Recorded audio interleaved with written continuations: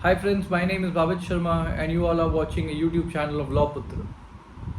So friends, आज हम discuss करने वाले हैं एक बहुत ही इम्पॉर्टेंट टॉपिक जो है difference between constitutional law and administrative law.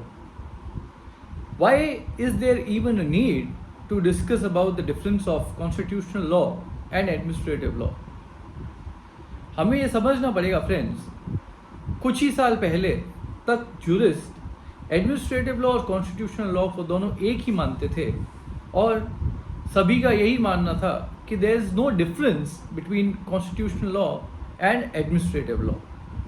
But in recent times एक नई थ्योरी आई है and it has been felt that administrative law needs to be a full fledged realm of law distinguishable from the principles of constitutional law. क्यों? ऐसा क्यों? इसके लिए हमें पहले समझना पड़ेगा what is constitutional law and administrative law and why are they talked about conjointly. Fundamental law और the constitutional law and administrative law का फर्स्ट और फॉरमोस्ट फीचर है administration of the society and the people related to it. जहाँ constitutional law हमें एक framework provide करता है और एक स्ट्रक्चर प्रोवाइड करता है कि कैसे जो स्टेट इंस्ट्रूमेंटलिटी है वो फंक्शन करेगी, वहीं एडमिनिस्ट्रेटिव लॉ हमें एक प्रक्रिया या एक सिस्टम प्रोवाइड करता है as to how the government institutionalities will work in that provided framework.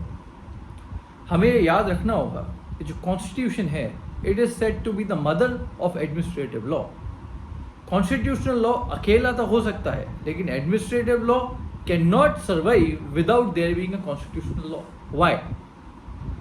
Constitutional law is the basic ground norm which provides for the provisions which are required for growth of administrative law. And in recent times it has been felt, and in the last century or so, the establishment, recognition and the enforcement of certain principles of law and rules have been intended to govern the function of the government. Why? Constitution तो हमें कई तरह की चीज़ें provide करता है, लेकिन वो जो मशीनरी है उसको आप एक्चुअल में प्रोसेस कैसे करेंगे? And who will process it? Yes, the executive who has the right mindset उस चीज़ को प्रोसेस करने के लिए. It is the rule which governs them and their action is called as administrative law. It is that sphere of law which needs to be called out to redress if there is any illegality or arbitrariness at the hands of these authorities or the administration. Hence, administrative law और constitutional law का सबसे important difference जो है वो निकल के आता है उनके sources में. constitutional law का source है constitution खुद, जबकि administrative law का source है constitution, laws हमारे statutes, rules, bylaws और सबसे importantly the judicial precedents laid down by the various courts in the country. मगर यहीं पे ये भी ध्यान रखना important है, administrative law और constitutional law go hand in hand and there is a very thin line of differentiation among the two, as constitutional law is also said as the mother of administrative law.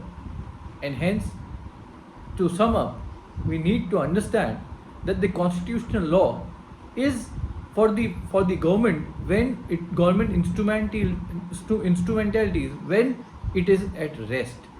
But administrative law comes into picture when that government machinery is in motion.